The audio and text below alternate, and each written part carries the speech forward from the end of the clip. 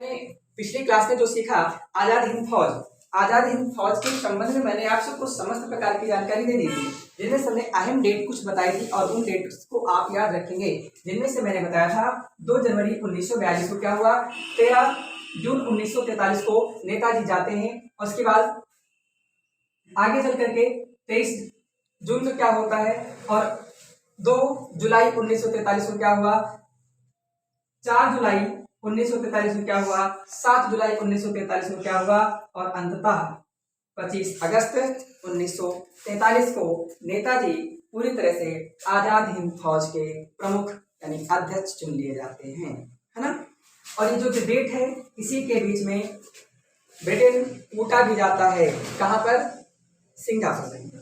और इस प्रकार से जब पूरा काम निपट जाता है तो अंततः 25 अगस्त को राष्ट्राध्यक्ष बन जाते हैं, कौन, नेताजी। जब राष्ट्राध्यक्ष बन जाते हैं तो राष्ट्राध्यक्ष बनने के बाद वहीं पर एक डेट आती है, वह डेट है 21 अक्टूबर। 21 अक्टूबर को नेताजी पूरी तरह से सिंगापुर में, ये जो सिंगापुर है, सिंगापुर के कैथे हॉल, क्या नाम है, कैथे हॉल, कैथे हॉल में एक बहुत बड़ी जनसभा का आयोजन करते हैं। इसमें समस्त प्रकार से जो आजाद हिंद फौज है वो भी है, सभी नेता हैं, उसमें के जापानीज भी हैं और अन्य भी बहुत सारे लोग। इस प्रकार से इस जनसभा में ही नेताजी ने सिंगापुर को स्वतंत्र अर्थात सिंगापुर में आजाद हिंद सरकार का बनाने की घोषणा कर दी। ठीक है, इस बात को समझ जाएंगे। आजाद हिंद सरकार बनाने की घोषणा जो है कहाँ पर की गई, तो सिंगापुर में की गई। किसने की, नेताजी ने की। कब की, 21 अक्टूबर 1943। इतनी बात समझ जाएंगे। इसके बाद इसी में घोषणा की, तो घोषणा में क्या क्या हुआ, तो नेताजी ने स्वयं को कौन कौन से पद लिए, तो नेताजी ने अर्थात सुभाष, अक्सर पूछा जाता है सुभाष चंद्र बोस के पास कौन कौन से पद रहे, तो सुभाष चंद्र बोस स्वयं राष्ट्रपति रहे, प्रधानमंत्री रहे और सेना प्रमुख थे। तो बताइए, आजाद हिंद सरकार का जो गठन किया गया, ये आजाद हिंद सरकार के प्रधानमंत्री, राष्ट्रपति, प्रधानमंत्री और सेना अध्यक्ष कौन रहे, तो नेता सुभाष चंद्र बोस ही थे। और उसके लिए बाद में 3 अलग विभाग बनाए गए, क्योंकि आप जानते हैं आजाद हिंद फौज का जो आदर्श वाक्य था, उस आदर्श वाक्य को हम क्या कहते हैं, नाम है एकता, वफादारी और बलिदान। क्या है, एकता, वफादारी और बलिदान। एकता, वफादारी और बलिदान, ये किसका आदर्श वाक्य है, आजाद हिंद फौज का। ठीक है, इस सिद्धांत पर पूर्णतः कार्य करते रहते हैं और धीरे धीरे चलते चलते मंत्रिमंडल की जब गठन किया जाता है तो मंत्रिमंडल में सुभाष चंद्र बोस स्वयं राष्ट्रपति, प्रधानमंत्री, सेना अध्यक्ष रहे, और एक वित्त विभाग के प्रमुख, या भी कह सकते हैं आज का वित्त मंत्रालय, है ना। तो वित्त विभाग का प्रमुख किसे बनाया गया, तो SC चटर्जी को बनाया गया। प्रचार विभाग के अध्यक्ष SA अय्यर को बनाया गया, और महिला संगठन के जो अध्यक्ष हैं उन्हें लक्ष्मी स्वामीनाथन को बनाया जाता है। ठीक, लक्ष्मी स्वामीनाथन का अभी आगे चल करके कैप्टन प्रेम सिंह से प्रेम हो जाता है, और इस प्रकार से इनका नाम पड़ जाता है लक्ष्मी स्वामीनाथन सहगल। समझ जाएंगे। आइए हम बात करते हैं, जब ये सरकार बनकर के तैयार हो गई, जब सरकार बन गई, सिंगापुर में गठन हो गया, तो इस सरकार को अक्सर सवाल पूछ लेते हैं, दुनिया के कितने मुल्कों ने इसको क्या दिया था, मान्यता दी थी। जैसे आज थाईलैंड नाम सुने हैं आप लोग, और एक है चाइना के जस्ट बगल में छोटा सा आइलैंड है जो नाम है ताइवान। ताइवान आप जानते हैं किसके लिए फेमस है, बहुत ज्यादा, आप सब लोग जानते होंगे। तो ताइवान पूर्णतः अपने को स्वतंत्र मानता है, लेकिन दुनिया के कुछ ही ऐसे देश हैं जो इसको स्वतंत्र मान्यता देते हैं। ठीक है, वैसे ही यहाँ पर जो सेना बनी, सेना के साथ साथ सरकार बनी, इसको 9 देशों ने मान्यता दी। तो आजाद हिंद सरकार को कितने देशों ने मान्यता दी, आप बताएंगे। देखिए कौन कौन, तो कोई दिक्कत नहीं, जहां जहां नेताजी सब जानिए।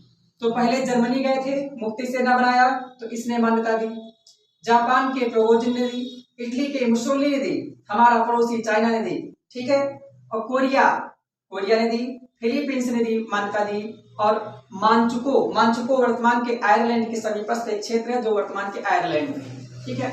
आयरलैंड ने मुझे मान्यता दी, थाईलैंड ने मान्यता दी। कुल मिलाकर के ये 9 क्षेत्र ऐसे थे जिन्होंने आजाद हिंद सरकार को मान्यता प्रदान की। समझ जाओगे, ध्यान दीजिएगा। इस प्रकार से आगे बात करते हैं। समय आता है 25 अक्टूबर 1943। 25 अक्टूबर 1943 को जब समस्त प्रकार से मान्यता मिल गई तो उसी समय आप सोचकर देखिए क्या चल रहा, सेकेंड वर्ल्ड वॉर चल रहा। अच्छा, और सेकेंड वर्ल्ड वॉर जब चल रहा तो इसी समय यूके की तरफ से अमेरिका कूद पड़ा है, ठीक है। और अमेरिका जब कूद पड़ा, इसकी बात हम फिर कभी करेंगे सेकेंड वर्ल्ड वॉर की। अमेरिका जब कूद पड़ता है तो अमेरिका और ब्रिटेन के खिलाफ जापान संघ आजाद हिंद फौज यानी पूरी तरह से सुभाष चंद्र बोस के नेतृत्व में युद्ध की घोषणा कर दी जाती है। समझ जाएंगे। वो डेट क्या है, वो डेट है 25 अक्टूबर 1943, ठीक है। 25 अक्टूबर 1943 को इसकी घोषणा कर दी गई। और आगे चल करके 6 नवंबर 1943 6 नवंबर 1943 को तो क्या हुआ, क्या आप बता सकते हैं? 6 नवंबर 1943 को क्या हुआ आप बता। कंप्लीट हो जाने के बाद 6 नवंबर 1943 को आप ध्यान दीजिएगा, ये सिंगापुर है। और आप देखेंगे सिंगापुर के देखेंगे तो पास में इधर इंडिया पड़ता है, यहीं पर पड़ता है एक आइलैंड जिसे हम कहते हैं अंडमान निकोबार द्वीप समूह। अंडमान निकोबार द्वीप समूह पर किसका अधिकार है? जापान का।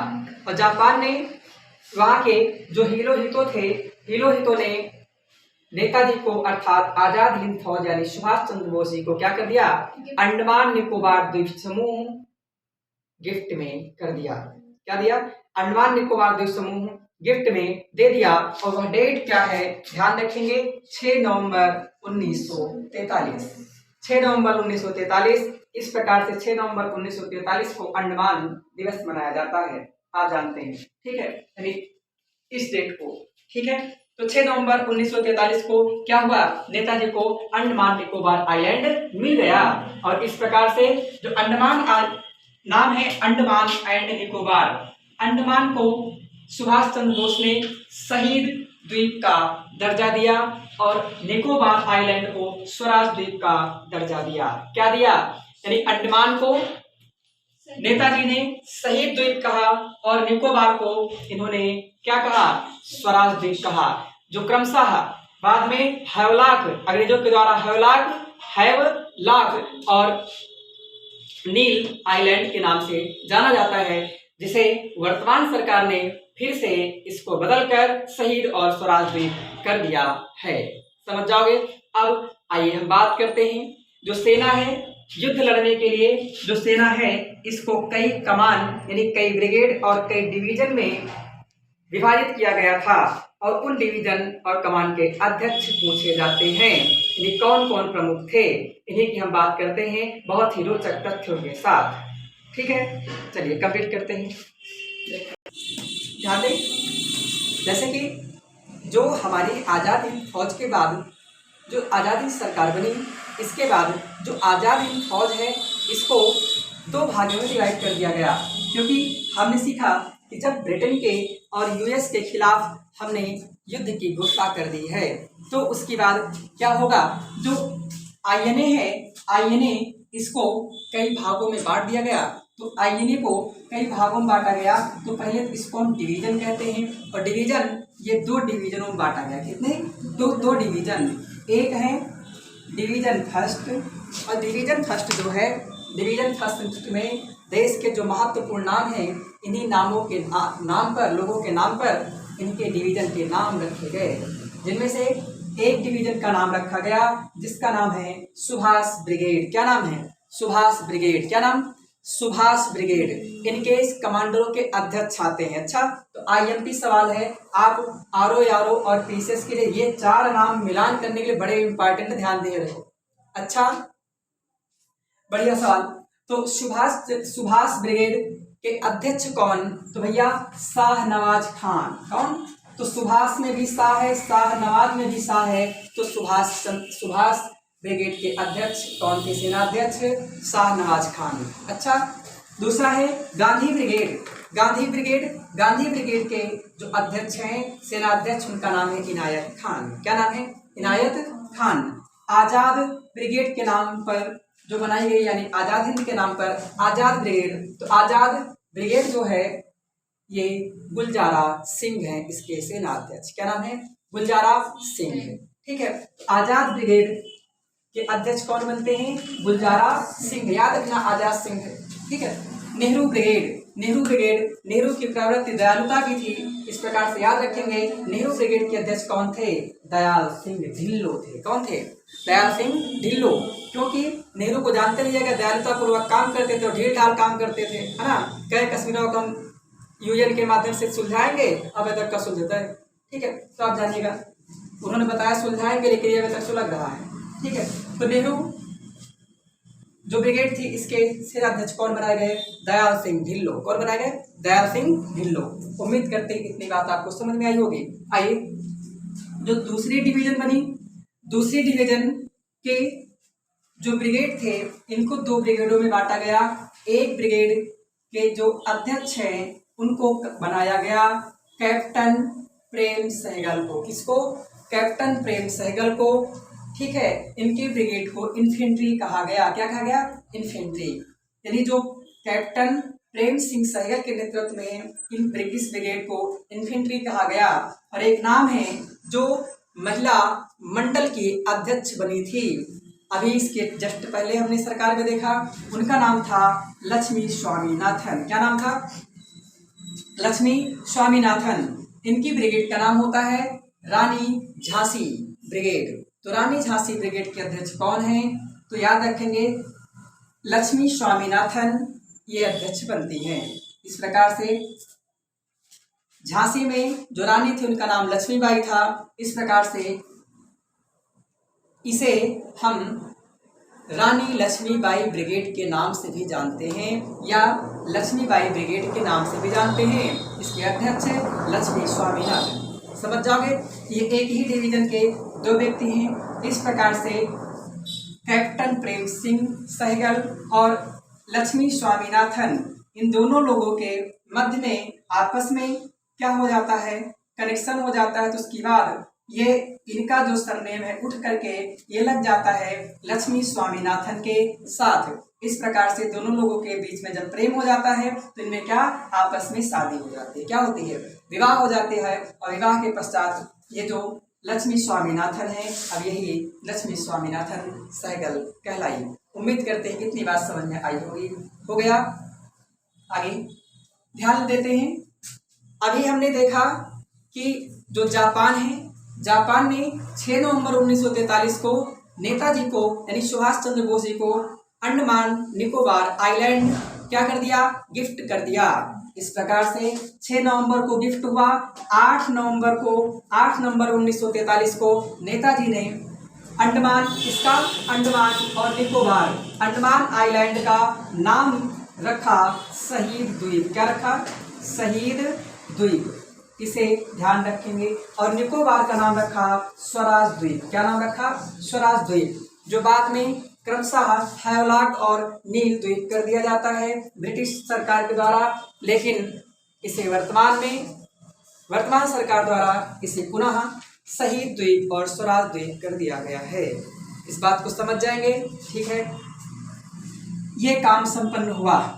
उसके बाद नेताजी के नेतृत्व में संपूर्ण सेना यानी आजाद हिंद फौज जनवरी 1944, कब? जनवरी 1944। ये जनवरी कौन सा है? तो लगभग पहुंचती है वहां पर 6 जनवरी से 8 जनवरी के बीच में ये यहाँ पहुंच जाती है। कहाँ? रंगून। तो बताइए आज़ाद हिंद फौज रंगून कब पहुंची? तो जनवरी 1944 में। और जब रंगून पहुंची तो रंगून को ही आज़ाद हिंद फौज का मुख्य हेडक्वार्टर बनाया। ठीक है, आज़ाद हिंद फौज का मुख्य हेडक्वार्टर किसे बनाया? रंगून को बनाया। और उसके बाद 4 फरवरी 1944 4 फरवरी 1944 को जापानी सेना के साथ, क्योंकि जापानी सेना भी है ना, जापानी सेना और आज़ाद हिंद फौज की सेना, इन दोनों लोगों ने मिलकर रंगून पर पूर्णतः अधिकार कर लिया और अंग्रेजों को यहाँ से भी कूटकर भगा दिया। समझ जाओगे। आप जब म्यांमार और इंडिया के मध्य देखोगे तो ये इधर इंडिया है, इधर म्यांमार है, इन दोनों के मध्य में कौन सा पर्वत पाया जाता है? तो वह पर्वत ध्यान रखेंगे, उनका नाम होता है अराकान। क्या नाम है?